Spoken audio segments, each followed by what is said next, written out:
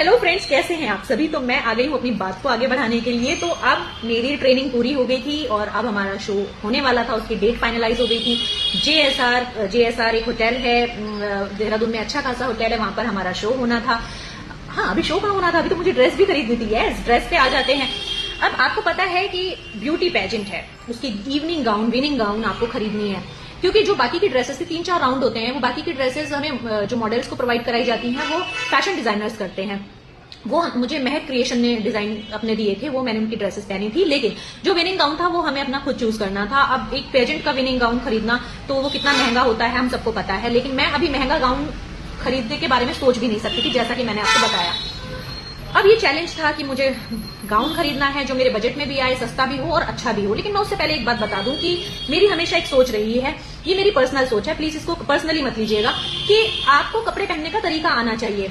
आपको हमेशा कपड़े वो पहनने चाहिए जो आप पर सूट करते हैं। कुछ लोग होते हैं जो लाखों लाखों के कपड़े पहनेंगे, महंगे कपड़े पहनेंगे, लेकिन वो फिर भी गंवार ही दिखते हैं, मतलब उनपे वो सूट ही नहीं करते। और कुछ लोग होते हैं जो अगर आप 200 रुपए की चीज भी पहन रहे हैं ना, 200 आता है आपको, पहनने का तरीका आता है, या आप उसको किस तरह से कैरी कर रहे हैं, आप उसमें भी बिल्कुल परफेक्ट दिखते हैं, आप उसमें भी अच्छे दिखते हैं। और कुछ लोग महंगे कपड़े पहन के भी गंवारी दिखते हैं। तो हमें कितना महंगा है उस तरफ ना जाकर जो आपने पहना है वो आप पे सूट कर रहा है या नहीं कर रहा है, इस चीज पर ध्यान देना चाहिए। क्योंकि आपकी बॉडी, हर बॉडी स्ट्रक्चर अलग होता है। हम इन्फ्लुएंस होकर वो कपड़े पहन लेते हैं जो हम पे अच्छे ही नहीं लग रहे। कहने को हमने लाख रुपए का खरीद लिया, 50,000 का खरीद लिया, आप पे वो ढेले भर अच्छा नहीं लग रहा है, लेकिन आपने वही 200 रुपए की चीज खरीद ली, लेकिन आप पर वो सूट कर रही है, तो आप उसमें सबसे अलग दिखे। अब मैं निकल गई अपनी इवनिंग गाउन ढूंढने। मैंने ढूंढी पूरे मार्केट में। अब आप यकीन नहीं मानेंगे कि मेरी विनिंग गाउन कितने की थी।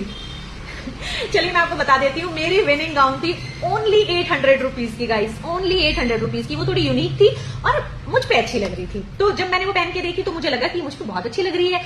तो वही साबित हुआ कि वो सिर्फ 800 रुपीज की थी और फिर भी मैंने अपना शो जीता उसमें, क्योंकि वो मुझ पे अच्छी लग रही थी।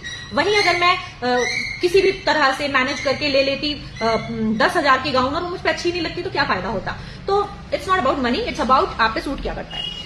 ठीक है, विनिंग गाउन आ गई थी, फाइनलाइज हो गया था कि हमारा शो होना है, जो सुबह शाम को 4 बजे शुरू हो जाएगा, लेकिन हमें 8 बजे जाना है।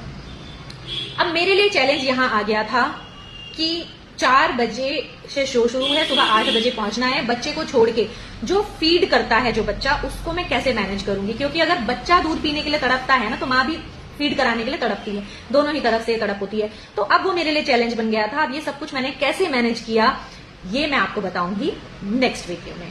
Thank you so much.